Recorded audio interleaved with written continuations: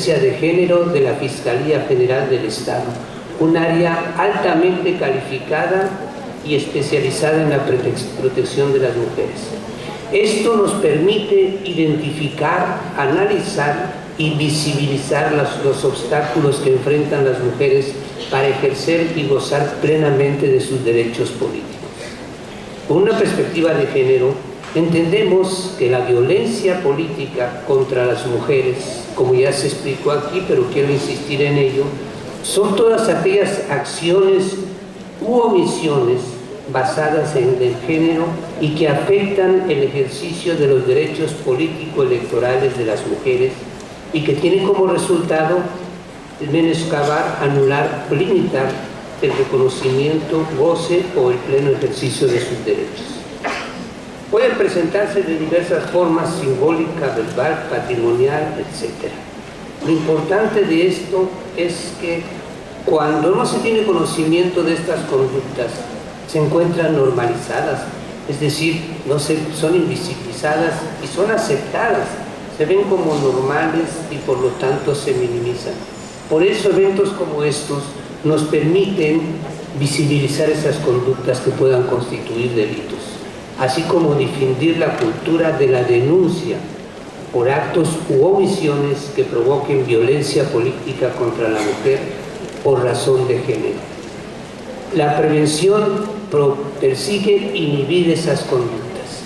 En el transcurso del día de hoy irán descubriendo que hay muchas conductas que no se denuncian porque se toman de manera normal.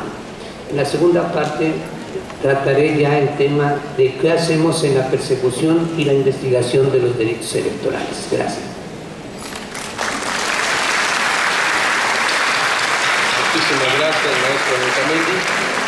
Y para cerrar este bloque respecto a las funciones de cada una de las autoridades que están representadas en este presidium, le pido a la licenciada Juliana del Carmen Serrano Llego, de la Unidad de Atención Integral a Víctimas del Instituto Estatal de la Mujer, que responda a esta primera pregunta. Antes que nada, muy buenos días a todas y todos los aquí presentes. Agradezco también la invitación a las y los organizadores de este evento y quiero empezar diciendo que como mujer ver a toda esta cantidad de gente aquí es un sueño realizado, algo que hace años como mujer era impensable y hoy es una realidad, pero esa realidad no puede llevarse a cabo sin alianzas estratégicas como las que se ha creado con todas las personas que representan las instituciones que están aquí. Bueno, ahora sí voy a dar contestación a la pregunta.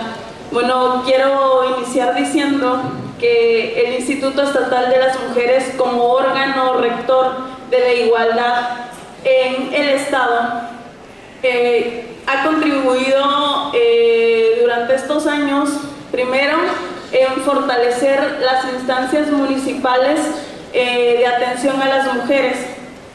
Las ha fortalecido con capacitación para la atención, seguimiento y acompañamiento de los casos de violencia política en razón de género que se puedan presentar en los municipios y en el Estado.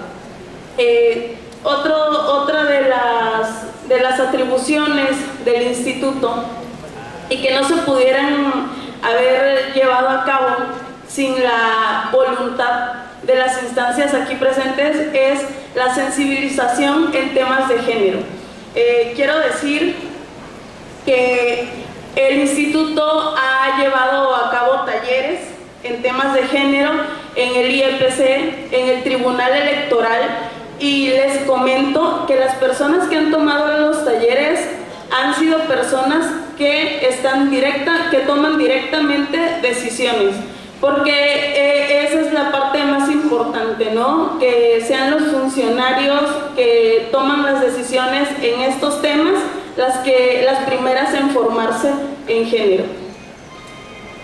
¿Por qué es importante? Porque como decían hace un rato, si no puedes identificar la violencia de género, no puedes dar una solución y no vas a poder atender el caso de una mujer que está siendo violentada. Otra atribución importante es promover políticas públicas que permeen la transversalidad de género en todas las instituciones públicas y en todos los poderes del Estado.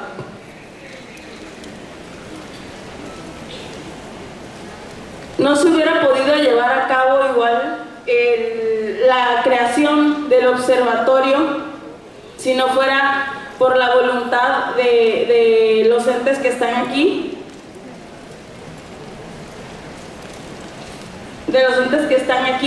El objetivo del observatorio es visibilizar los casos de violencia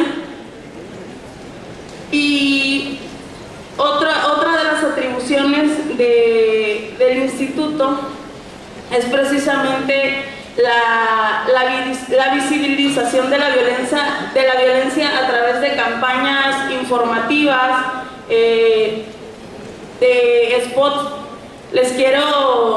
Voy a contarles una anécdota. El instituto ha venido desarrollando una campaña cada día 25 de noviembre para contribuir a la no violencia contra la mujer. Cada 25 de noviembre vamos a instituciones, hemos ido también a la Cámara de Diputados, al tribunal, llevando esa campaña para visibilizar la violencia. En una ocasión se me acercó una persona y me dice: ¿de verdad crees que vistiéndote de naranja todos los días 25 va a terminar la violencia contra las mujeres? Y le dije sí. Y hoy, al ver a todas estas personas aquí reunidas, lo compruebo. Sí, visibilizar, hacer visible la violencia es el primer paso. Gracias. Muchísimas gracias, licenciada Juliana del Carmen Serrano. Como podemos observar, tenemos un panorama, un abanico de instituciones que actúan en la prevención, en la atención de primera mano a quienes consideran que es víctima de violencia política en razón de género, autoridades administrativas que en todo momento velan por el respeto a la participación política de las mujeres y autoridades jurisdiccionales que tienen precisamente como finalidad conocer de aquellos medios de impugnación específicos para la defensa de derechos político-electorales de las ciudadanas y desde luego enfocado a la violencia política en razón de género. No hay que olvidar, y como más adelante se analizará al momento de revisar este juicio ciudadano, que en el caso de las mujeres y de las candidatas, el derecho a ser votada tiene varias connotaciones, desde el derecho a poder participar en la selección, procesos internos partidistas, el derecho a si obtiene un triunfo al interior de un partido político, ser registrada o postulada por el partido político, el derecho a ser registrada ante la autoridad electoral, administrativa, el derecho a poder realizar campaña electoral con un mínimo de condiciones en caso de obtener el triunfo una vez expresado el voto ciudadano, el derecho de acceder al cargo, de desempeñarlo con todas las libertades y derechos que implica el desempeño del cargo para el cual van a ser electas, y también el derecho a permanecer en ese cargo. Y en todos estos ámbitos, en todas estas modalidades del ejercicio del derecho al voto pasivo, al derecho a ser votado, existimos instituciones que también estamos atentas a la salvaguarda de cualquier violación a este tipo de derechos. Ahora corresponde el análisis de la segunda de las preguntas, es decir, cómo inciden sus decisiones de las autoridades que en este momento están aquí representadas, resoluciones, sentencias y cualquier tipo de decisión para ser eficaz, es decir, para ser efectivos los derechos de la víctima que sufren violencia política en razón de género. Y para dar comienzo a esta segunda pregunta, en el mismo orden que dimos inicio, le pedimos a la licenciada Eugenia Acevedo, tenga el uso de la palabra. Muchas gracias. Bueno, ¿cómo inciden? en la anterior participación dejaba yo anotadas las dos perspectivas, la perspectiva victimológica y la perspectiva de género, en la importancia del acompañamiento en materia de atención a las mujeres que sean víctimas de este tipo de violencia. Quiero señalar la importancia del reconocimiento de la obligación del Estado para brindar acompañamiento y atención. Y de ahí es el énfasis que se hace en la necesidad de entender los ejes rectores para la atención a víctimas que mandata la Ley General. En la Ley General de Víctimas como tal reconoce la obligación del Estado mexicano de sus obligaciones directas para la atención a estas víctimas. No solo promover la ayuda y la atención y reparación integral, sino que también ya aterriza a nivel nacional aquellas obligaciones convencionales de garantizar la no repetición de los hechos victimizantes y en general evitar la criminalización y la victimización secundaria. Aquí es importantísimo volver a mencionar estos enfoques. Si no se pone al centro a las personas en situación de víctima, y en este caso a las mujeres víctimas de violencia de género, desde su contexto, entendiendo cuál es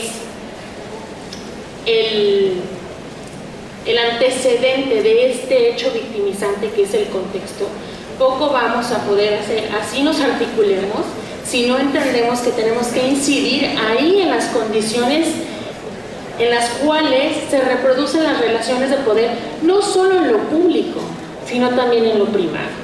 Es importante como mencionar esto, porque el cambio y la transformación para poder garantizar la no repetición de un hecho violento a las mujeres, para que puedan garantizar, para que puedan ejercer y garantizarles sus derechos políticos electorales, va más allá, como ya se mencionaba aquí, de generar las condiciones legales, normativas. Hay que ir hacia la igualdad sustantiva y hacia la paridad sustantiva, y para esto tenemos que entender el fenómeno de la violencia de género, que va más allá de los procesos político-electorales y atraviesa todos y cada uno de los espacios de la vida de las mujeres. En este sentido, es importante, reconocer desde estas perspectivas la necesidad de que la articulación interinstitucional prevea los enfoques para la atención integral desde la perspectiva también de derechos humanos. La Ley General de Víctimas menciona tres, al menos, que yo destaco aquí. El enfoque diferencial y especializado, que tiene que ver todo con el enfoque de género. Es mirar a la persona en su contexto y revisar las necesidades diferenciadas de atención con el enfoque de interculturalidad y el enfoque de género. Dicho esto, quiero compartirles que el modelo integral de atención a víctimas que propone la Comisión Ejecutiva de Atención a Víctimas a todo el Sistema Nacional de Atención a Víctimas, que nada más y nada menos somos parte de todas las instituciones del Estado mexicano. Esto tiene también la relación directa con la obligación de toda autoridad desde el artículo 1 constitucional de garantizar los derechos humanos. Todas las instituciones del Estado mexicano hacemos parte de una u otra forma del Sistema Nacional de Atención a Víctimas y tenemos la obligación de brindar atención y acompañamiento de calidad y calidez a todas las personas a las cuales se le han violentado sus derechos humanos o han sido víctimas de un delito. Algo que quiero anotar aquí es la competencia de la Comisión Ejecutiva de Atención a Víctimas. Como les comenté, la Ley General es de reciente data, 2013, hubo una reforma el año pasado, y la institucionalización a nivel nacional va en proceso. Esto quiere decir que en un inicio solo se contaba con 15 delegaciones de la Comisión Ejecutiva de Atención a Víctimas. La creación de las comisiones estatales de atención a víctimas es todavía una asignatura pendiente a nivel nacional. En algunos estados se cuenta con comisiones estatales de atención a víctimas. y en algunos estados hasta diciembre del 2017 había delegaciones. Hoy por hoy ya se están instalando las comisiones, delegaciones de la Comisión Ejecutiva de Atención a Víctimas en todas las entidades federativas. Esto es importante mencionarlo porque la competencia de la CEAF a nivel es de los delitos y violaciones de derechos humanos que tienen que ver con el fuero federal. Y las comisiones estatales estarán facultadas y tendrán las atribuciones para atraer y brindar atención y acompañamiento de los delitos y violaciones de derechos humanos que tengan que ver con el fuero común. No obstante, antes de que aquí en el estado de Tabasco se contara, porque ya se cuenta con una delegación de la Comisión Ejecutiva de Atención a Víctimas y la Comisión Estatal de Atención a Víctimas, se ha colaborado interinstitucionalmente, como se ha mencionado aquí, con la FEPADE específicamente para el reconocimiento de la calidad de víctimas de las mujeres víctimas de violencia política, en las cuales se les ha registrado en el Registro Nacional de Víctimas y se les ha venido brindando como el acompañamiento en términos que lo establece la ley. Y bueno, yo creo que esas son el alcance y la importancia de una institución a nivel nacional que reconozca los derechos de las víctimas y aterrice el derecho convencional en materia de derechos humanos de las víctimas.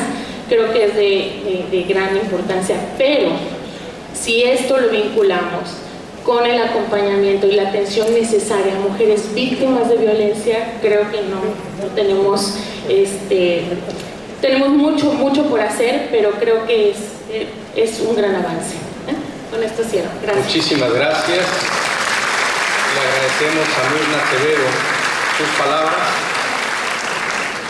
y me permitiré solicitarle al licenciado Edgar Omar Pérez Melo nos responda la segunda pregunta.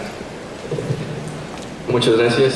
Respondiendo a cuáles son las consecuencias e implicaciones que tiene la implementación de todas las actividades que realizamos en el INE para erradicar, prevenir y sancionar la violencia política contra las mujeres, pues bueno, esto se traduce primeramente en la concreción de una política de igualdad de género y no discriminación en el Instituto Nacional Electoral, que ha posibilitado, por ejemplo, como medidas afirmativas, que en los últimos 2 concursos de integración al Servicio Profesional Electoral Nacional se tenga, por ejemplo, en el 2013, la consideración del requisito de ser mujer para poder participar y concursar por alguna de las plazas vacantes. En el 2014 o 15, utilizando una perspectiva de género, también se implementó esta acción afirmativa, y esto ha permitido, por ejemplo, que de los 166 nuevos miembros del Servicio Profesional Electoral Nacional, 82 sean mujeres, es decir, un 49.4%, y el 84% restante, es decir, un 50.6% mujeres. El Instituto Nacional Electoral ha trabajado para los cargos de elección popular en el ámbito federal, pues en algún momento iniciamos con cuotas de género, que era en ese momento un concepto fundamental para la vida política y democrática de nuestro país, con el que se buscaba llegar a la paridad política entre los géneros. Estas cuotas buscaban promover un cambio cultural para evitar el predominio de un solo género en la esfera política. Noten ustedes los siguientes datos. En 1996 había un límite del 70% de legisladores de un mismo género. La 55 legislatura de 1991 a 1994 tenía solo 40 diputadas federales, es decir, un 8.8%. En 2007 fue cuando el Instituto Federal Electoral buscó que las candidaturas para integrar el Poder Legislativo se integraran cuando menos de un 40% de personas del mismo sexo. A partir de este momento avanzamos 5.4% en la conformación de nuestra Cámara de Diputados. Pero ya en 2014, cuando alcanzamos la paridad, es decir, 50-50, en esta 63 legislatura, 2015 a 2018, encontramos 213 diputadas, es decir, el 42.6%. Estos cambios, compañeros, no se hubieran logrado de una manera natural. Si hubiéramos esperado el cambio cultural y ciudadano que ameritaba empezar a empoderar a nuestras mujeres en sus ámbitos políticos, hubiéramos tenido que esperar al menos 40 años. 40 años no hace justicia a las necesidades y aspiraciones de una sociedad que precisa de la democracia. Adicionalmente, había mencionado El instituto es pionero en protocolos para la atención a situaciones de acoso y hostigamiento sexual y laboral. Tenemos ahí el protocolo HASH, tenemos una oferta muy amplia de cursos, talleres y conferencias en los que se analizan estos temas. Los pueden consultar en el sitio oficial de la institución. Pero también se han hecho una serie de investigaciones para poder documentar el tema y contar con indicadores de diagnóstico que nos permitan saber en qué posición estamos. Por ejemplo, se tiene el estudio Mujeres y Derechos Políticos en México, una introducción conceptual. Este fue escrito por Ricardo Carbonell. Debo decir que este es el ejemplar número 38 de nuestra muy amplia colección de cuadernos de divulgación sobre la cultura democrática, pero también se han hecho investigaciones sobre los obstáculos que enfrentan las mujeres para poder acceder a cargos de dirección en el Instituto Nacional Electoral. Esta investigación fue encomendada a la empresa Transversa, Consultoría de Género y Desarrollo Social, quien en 2015 pudo elaborarnos una investigación al respecto. También decir que se ha buscado a través de una perspectiva de género contar con una normatividad libre de discriminación por objeto y por resultado. Nosotros, en el Instituto Nacional Electoral, trabajamos con una estrategia de capacitación y asistencia electoral, que es nuestro documento rector para todo el procedimiento de integración de mesas directivas de casilla y capacitación electoral. Y con mucho orgullo, quiero decirles que estamos implementando 3 actividades que a mí me resultan progresistas e incluyentes. Primero, la implementación de un protocolo para la inclusión de personas con discapacidad como funcionarios de casilla, pero también un protocolo para adoptar medidas tendientes a garantizar a las personas trans el ejercicio al voto en igualdad de condiciones y sin discriminación.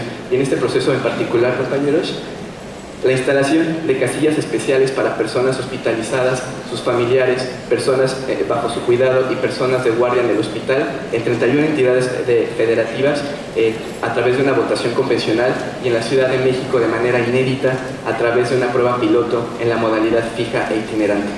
Incorporar esta perspectiva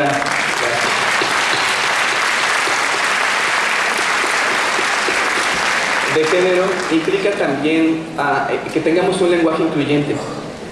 Recordemos que muchas veces esos términos deleznables que escuchan las mujeres al transitar en las calles o cuando son víctimas de una violencia discursiva son los últimos que escuchan muchas mujeres en su vida a través de la violación a sus derechos y hasta el asesinato.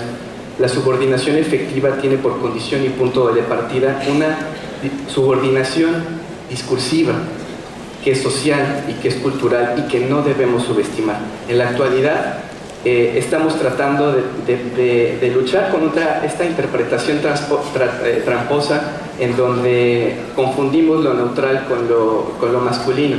Por eso es que en la actualidad hablamos de que votamos por presidencia de la República, senadurías y diputaciones federales, y no más por presidentes, senadores y diputados. La incorporación de todas estas actividades en lo personal me refleja lo siguiente. Los beneficios de contribuir a la erradicación de la violencia y de la desigualdad entre hombres y mujeres van más allá de la población objetivo, pues al ser un asunto de ampliación y apropiación de derechos humanos, fortalece el ejercicio de la ciudadanía no solo para las mujeres, sino para todos los grupos vulnerables. Pensemos en personas con discapacidad, personas afrodescendientes, personas con discapacidad, personas que integran el colectivo LGBTI.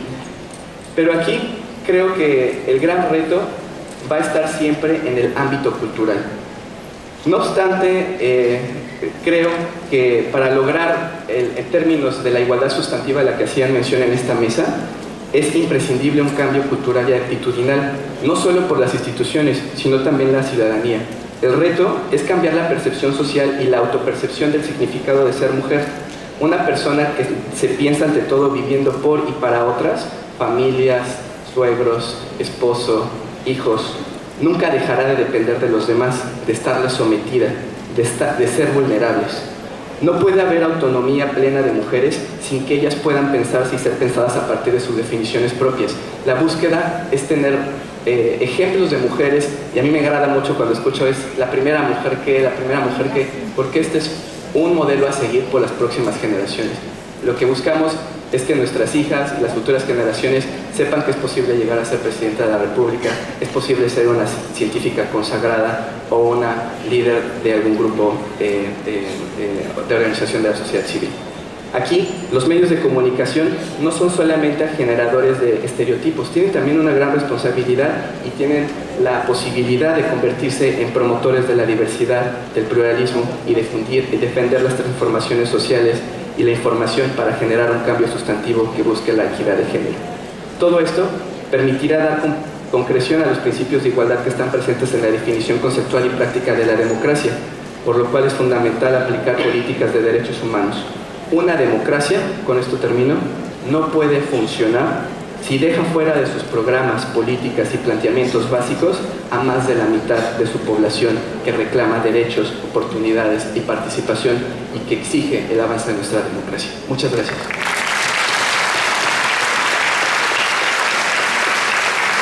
Agradecemos sus palabras, licenciado Edgar Omar Pérez Melo. Le pedimos a la magistrada Yolanda Bella Alvarado de la Cruz conteste, por favor, a nombre del tribunal que representa, esta segunda pregunta. Con mucho gusto. Esta interrogante creo que es muy importante y quienes diseñaron este conversatorio lo hicieron con toda la intención de que podamos las instituciones participantes decirles a ustedes cómo inciden nuestras decisiones, nuestras resoluciones para garantizar y hacer eficaz los derechos de las víctimas que sufren violencia política de género. Quiero decirles que las resoluciones que se emiten por parte de los tribunales electorales, tanto locales como federales, han incidido de manera positiva y eficaz en la garantía de los derechos político-electorales. ¿Por qué se ha dado a través de las resoluciones?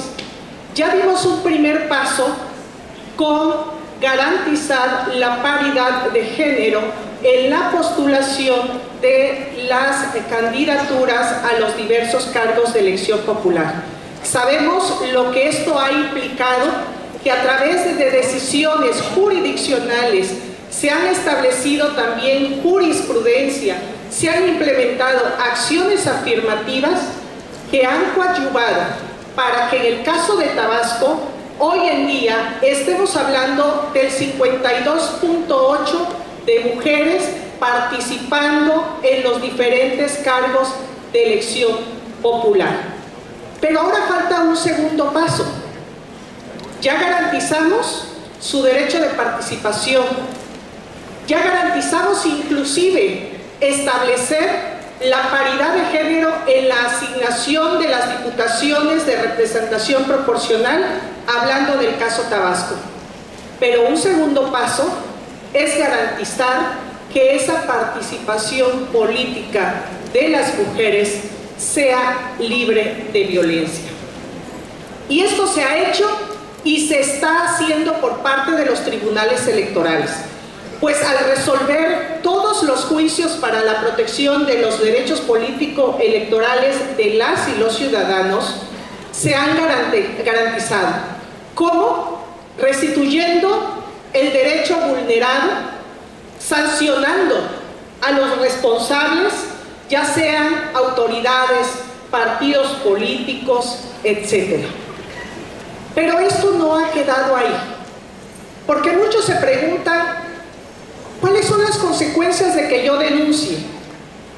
¿Qué obtengo además de una sentencia favorable? Una sentencia que reconozca que hubo vulneración, violación a mis derechos político-electorales. Basta con ello. Hasta ahí queda la actuación de las autoridades jurisdiccionales. Déjenme compartirles que esto no es así. Se ha avanzado en el reconocimiento y restitución efectiva de los derechos político-electorales de las mujeres a través de nuestras decisiones. Y quiero compartirles una sentencia que se emitió por parte de la Sala Regional Jalapa y que está identificado como JDC 118 del 2018 del pasado 16 de marzo del 2018 y que tuvo que ver con la Agenda Municipal de Santa María Huamelula, Oaxaca. Por razón de tiempo no puedo dar el contexto de todo el asunto, pero basta decir que en un principio el Tribunal Electoral de esa localidad había garantizado el derecho de esta agente municipal, había ordenado la restitución y había también emitido algunas medidas de protección en cuanto a su debida restitución. No obstante, esta mujer no se sentía satisfecha con esta resolución, porque consideraba que no se habían emitido medidas de satisfacción, garantías de no repetición y la supervisión del debido cumplimiento de la sentencia.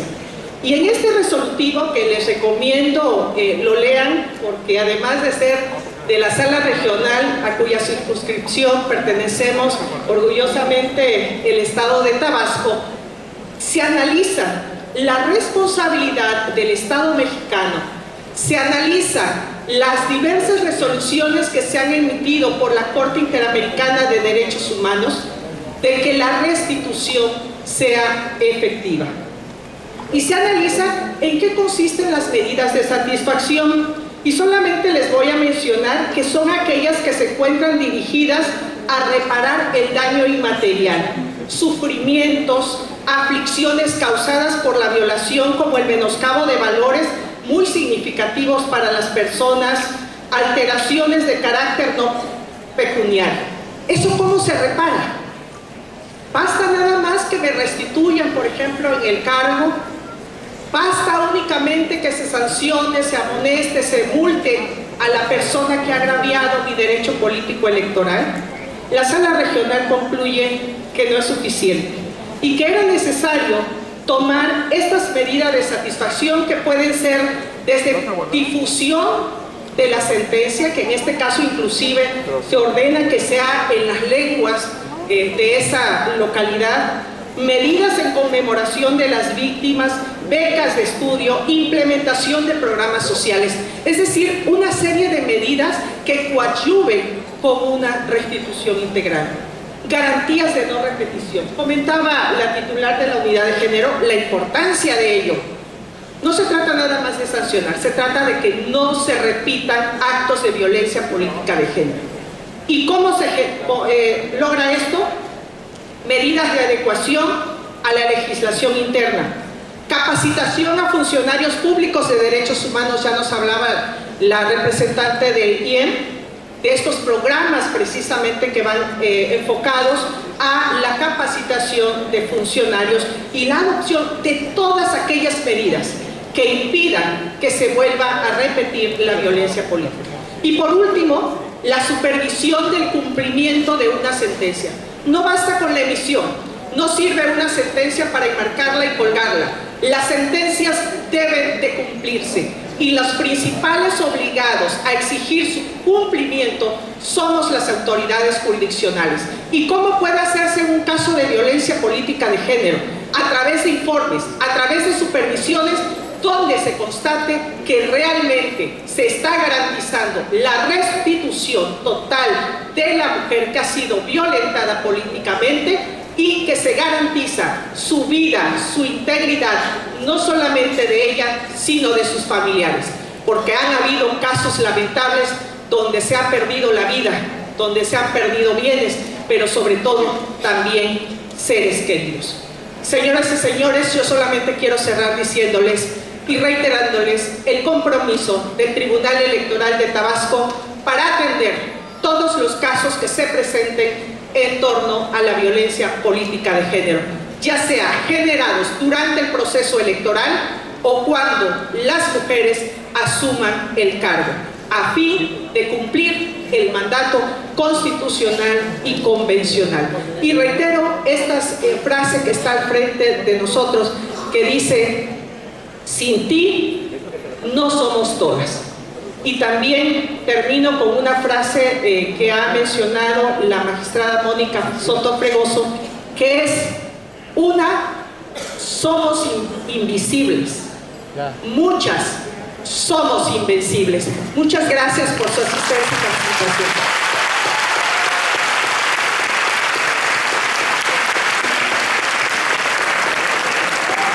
Muchísimas gracias, magistrada Yolida Bey.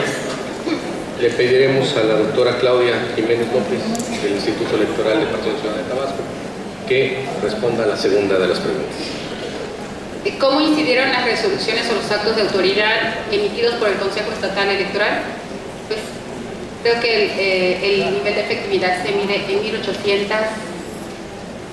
1.831 candidaturas femeninas, un 52.66% de los 3.480 cargos que se van a disputar en el proceso electoral ordinario 2017-2018.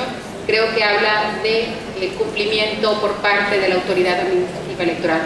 Quiero decirles que a partir del 27 de abril del 2016, cuando se integró la primera comisión de género, y posteriormente en la nueva conformación hasta el 24 de abril del 2018, la autoridad administrativa electoral emitió 12 acuerdos con 12 acciones afirmativas. En 2 años, en promedio, la autoridad administrativa electoral estuvo emitiendo un acuerdo y una acción afirmativa cada 2 meses. En la primera conformación, en la que compartí los trabajos aquí con el maestro David Cuba, llegamos hasta la parte de la postulación, y que eso se refleja hoy con 1.831 candidaturas femeninas, tanto de partidos políticos como también por la vía independiente. Y en una segunda temporalidad, ya acompañados por mis compañeros aquí, el compañero Víctor Mejía, mi compañera Emita Rose, que vinieron también con esta juventud, esta frescura, esta visión también jurisdiccional, pues nos fuimos más allá y avanzamos a los procesos de designación. Al momento de, por parte de la autoridad, hacer las designaciones de lo que conocemos como las plurinominales, también están firmes y vigentes las acciones afirmativas para que al momento de integrar la autoridad, el Congreso del Estado, los cabildos, si no nos alcanza con las acciones afirmativas ya hechas, haremos los ajustes necesarios, porque contraria a la versión de que el 50% es lo máximo, para mí el 50% es el mínimo de la representación femenina en el poder público. En ese sentido, también quiero compartirles que ¿qué dejamos ya a partir de estos acuerdos? Y aquí quiero hacer centrarme en una petición que quiero hacer como mujer, como ciudadana, como servidora pública. Hay 12 acciones afirmativas y aquí van a haber mujeres que van a integrar por lo menos el 51% de la próxima legislatura, tanto a nivel local como a nivel federal y como en el Senado de la República, porque aquí hay mujeres que están compitiendo tanto en el orden estatal como federal. Integren esas acciones afirmativas a nuestras leyes. Me gustaría ver esas iniciativas basadas en todas estas acciones afirmativas, 12 acciones afirmativas que promuevan esas iniciativas de leyes y se integren a la legislatura tanto federal como local.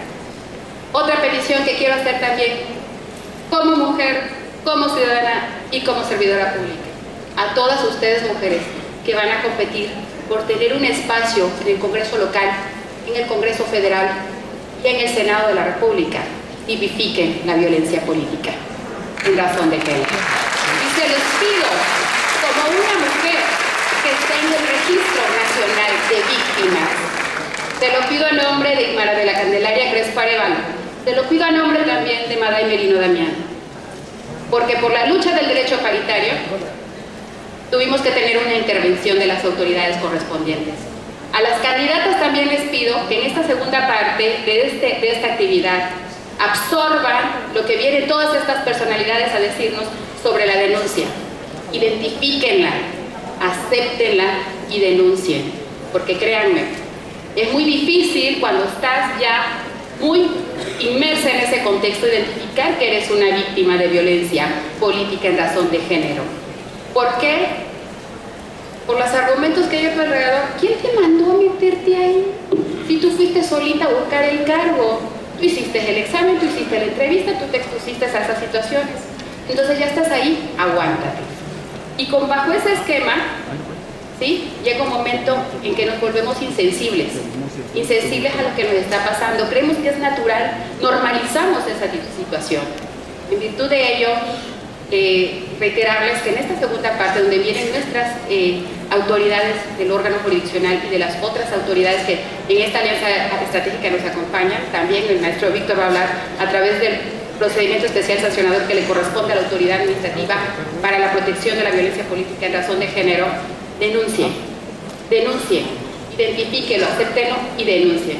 Y dejarles esa petición a todas ustedes, que yo estoy segura que muchos de ustedes van a integrar ese 51% en el Congreso local, en el Congreso federal, en el Senado. Integren estas acciones afirmativas a las leyes. Y dos, también vean por la tipificación de la violencia política en razón de género. Porque la denuncia está ahí, he sido beneficiaria de muchas atenciones y de muchas orientaciones, capacitaciones para poder atender esta situación. Sin embargo, falta la parte del castigo. Y quienes participaron en esta violencia política en razón de género, pues están identificadas. Sin embargo, ¿cómo los castigan? ¿Cómo? Si no hay algo que esté tipificado en la ley. Entonces, aprovechar esta oportunidad, porque aquí van a haber muchas diputadas locales, federales, senadoras. Por favor, apoyen la tipificación de la violencia política en razón de género. A las que van a ser regidoras y alcaldesas, gabinetes paritarios, por favor. ¿Sí? Hay que integrar esas administraciones públicas municipales de manera paritaria. Por favor, quiero ver titulares en los institutos de atención a las mujeres. Y también en cuestiones administrativas y en cuestiones de toma de decisión. Solicitarles, por favor, que también ustedes participen en la integración de gabinetes paritarios. Y muchísimas gracias por todo. Dejamos como una herencia también por parte del Consejo Estatal, que me permito presumir, ustedes me dirán si estoy exagerando, pero implementamos un sistema informático que creo solo lo tiene Tabasco, un sistema informático en el que se capturan los datos de los aspirantes a las candidaturas y por medio de semáforo nos va indicando si se está cumpliendo o no la paridad de género con relación a las tablas de competitividad que también nosotros aportamos para que se sujetaran a ellos las representaciones partidistas, en su momento también lo aplicable a las candidaturas independientes.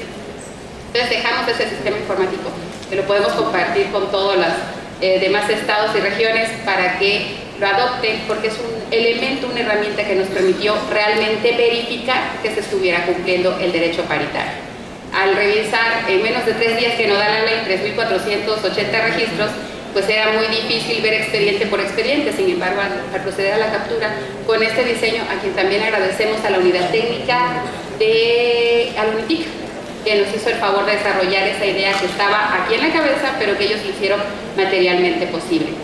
Y pues reiterar mi agradecimiento total y absoluto a todas las autoridades del orden administrativo, del orden jurisdiccional, de todos los que participan también en el observatorio que ha impulsado mucho aquí la maestra Roselvi Domínguez.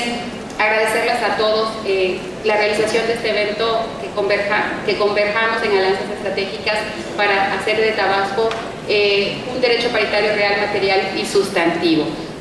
Quiero no dejar pasar sin ánimo de hacer ninguna preferencia, pero el 185 numeral 6, que nos dio muchísimos problemas en el proceso electoral pasado y que nos impidió tener un real acceso de derecho paritario, se lo debemos aquí al señor que está a mi lado. Fue el que dijo se inaplica. De ahí partimos y hoy tenemos 1.831 candidaturas femeninas. Muchísimas gracias a todos. Nuestros saludos a todas nuestras autoridades, porque sin las resoluciones en primera instancia del tribunal, en segunda de la regional, el 1183-2017, que lo voy a llevar siempre en mi corazón, el 19-2017 también de la sala regional, que los voy a llevar en mi corazón siempre, hicieron real, efectivo el derecho paritario en Tabasco, y también a todo el acompañamiento del propio Tribunal Electoral de nuestro estado. Muchas gracias.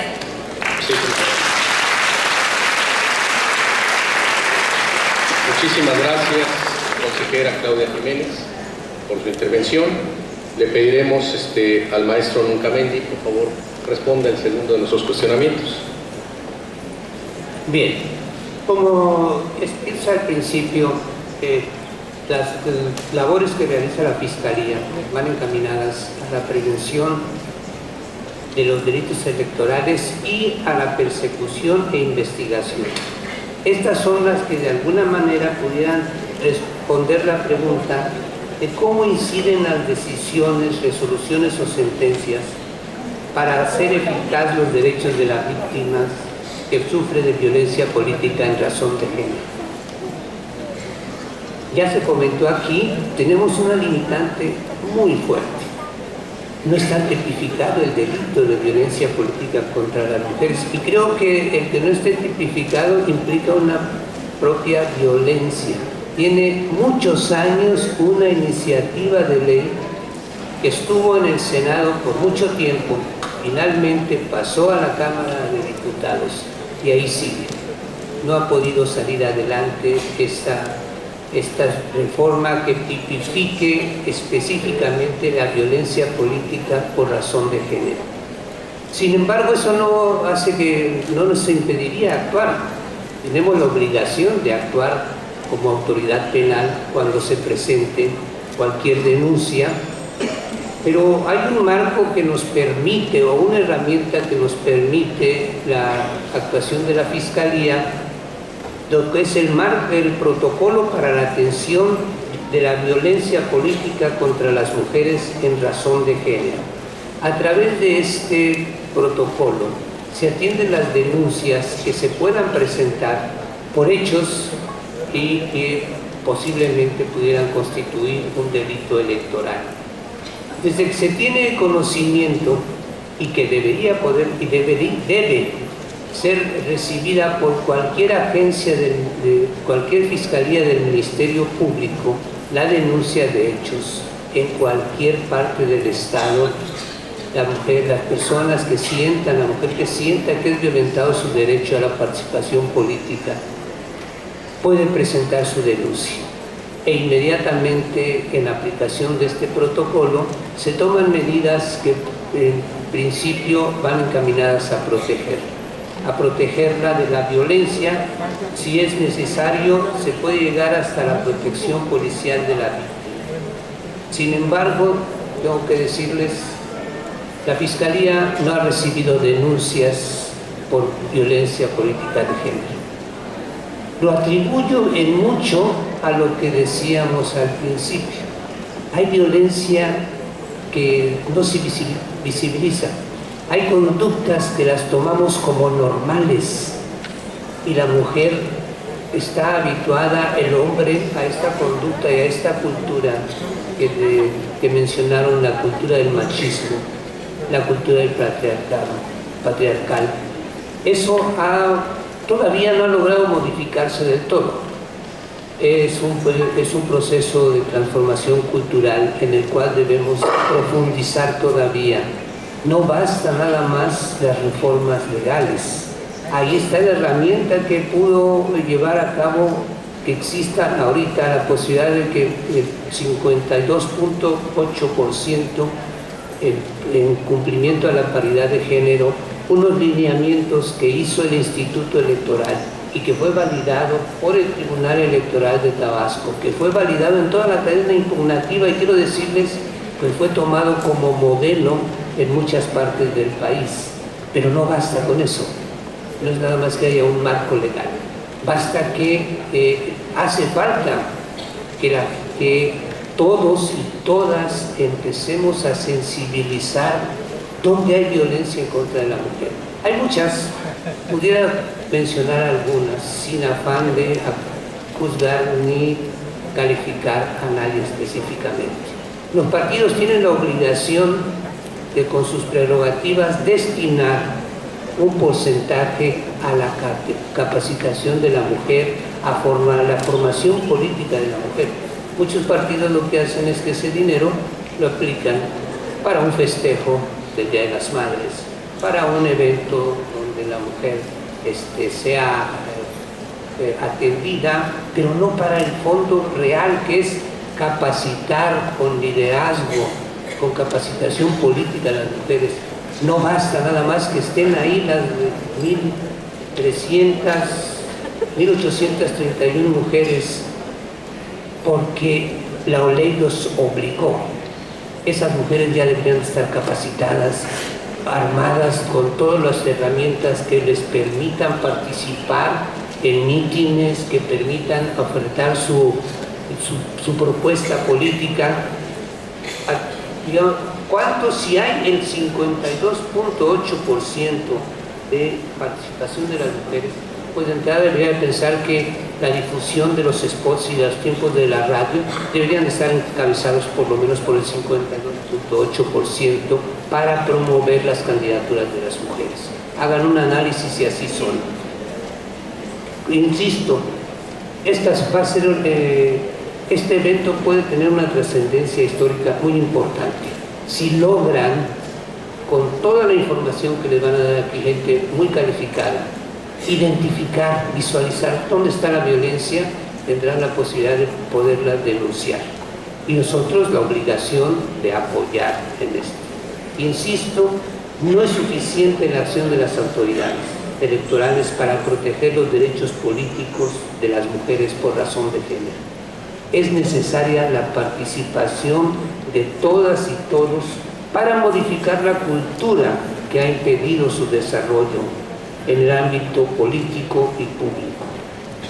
Si logran aquí sensibilizar todo esto que les van a proporcionar, yo les pediría denuncien, ya sea en la vía administrativa, ya sea en la vía penal, para que las autoridades podamos efectivamente proteger el derecho que tienen las mujeres legítimamente obtenido a través de una lucha de muchos años, de muchos esfuerzos, de muchas víctimas, a poder estar en paridad y en igualdad de circunstancias.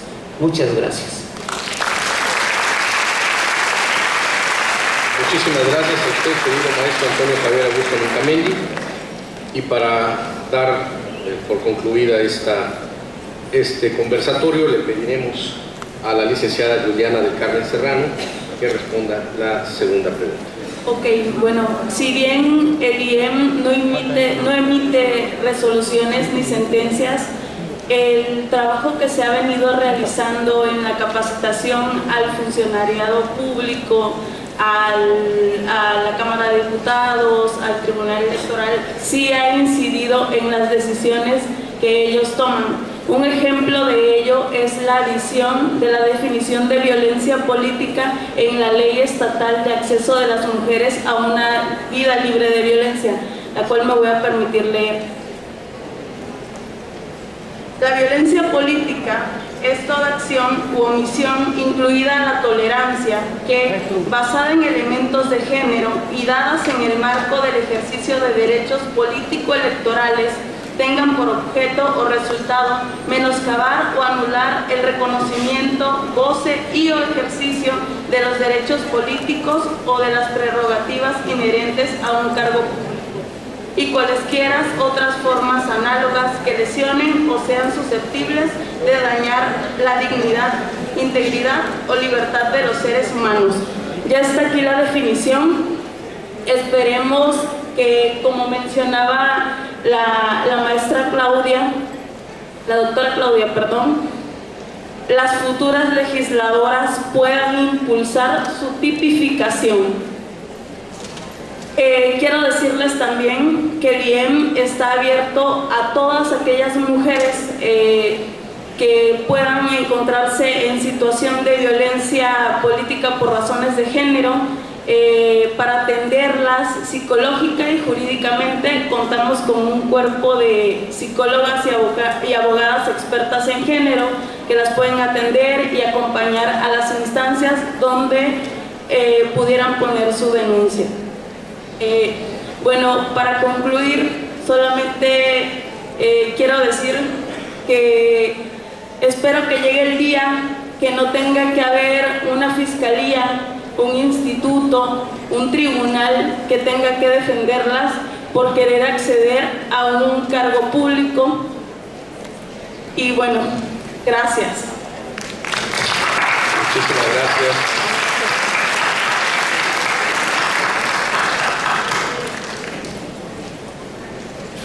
Tuvimos oportunidad de de advertir todo el abanico de instituciones administrativas, jurisdiccionales, que están al servicio de ustedes. Tenemos un cuerpo de leyes, pueden perfeccionarse y desde luego atendiendo, suscribo totalmente todo lo que comenta la consejera Jiménez, son perfectibles, pueden mejorarse. Sabemos instituciones que estamos atentos con protocolos definidos y solamente me quedaría a mí hacer referencia a ese cambio cultural que se requiere. Es una pregunta compleja, ¿cómo se hace ese cambio cultural? Yo considero que estando en este maravilloso auditorio, más de 1000 personas reunidas, mujeres y hombres, creo que estamos dando un paso muy importante para lograr ese cambio cultural. En un evento sin precedentes, esta cantidad de personas que estamos reunidas con un solo fin, erradicar violencia política en razón de género, creo que nos puede dar la certeza y la seguridad de que estamos trabajando correctamente. Muchísimas gracias. Gracias a todos nuestros expositores y con esto damos fin a este conversatorio. Muchas gracias a todas y todos los participantes y a continuación daremos paso a la entrega de reconocimientos a los ponentes del conversatorio Presentación de Competencias, por lo que pido al magistrado de la Sala Regional Jalapa, Adín Antonio de León Gálvez, nos haga el honor de entregarlos. Procedo a entregar el reconocimiento a la maestra Mirna Eugenia Acevedo Salas. Licenciada Mirna Eugenia Acevedo Salas, titular de la Unidad de Género de la Comisión Ejecutiva de Atención a Víctimas. Gracias. Asimismo, entregamos reconocimiento al licenciado Edgar Omar Pérez Melo, vocal de Capacitación Electoral y Educación Cívica del Instituto Nacional Electoral. A la maestra Yolida Bey Alvarado de la Cruz, magistrada del Tribunal Electoral de Tabasco. Así también se entrega reconocimiento a la doctora Claudia del Carmen Jiménez López, consejera del Instituto Electoral y de Participación Ciudadana de Tabasco. Recibe su reconocimiento el maestro Antonio Javier Augusto Nucamendi Otero, titular de la Fiscalía Especializada de Delitos Electorales en el Estado de Tabasco. Así como también la licenciada Juliana del Carmen Serrano Yergo, subdirectora de la Unidad de Atención Integral a Víctimas del Instituto Estatal de la Mujer. Si nos obsequian una foto para nuestras lentes.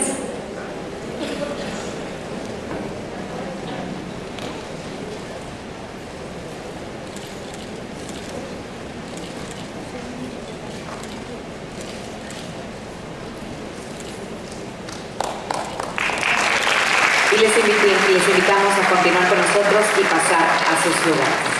A continuación dará inicio el taller Análisis de casos y aplicación del protocolo para la atención de la violencia política contra las mujeres en razón de género.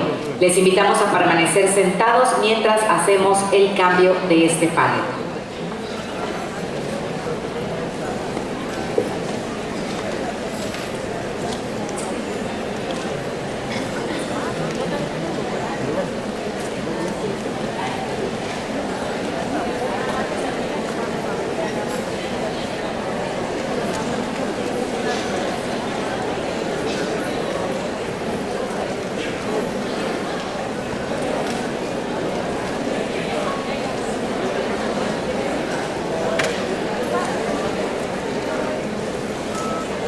Invitamos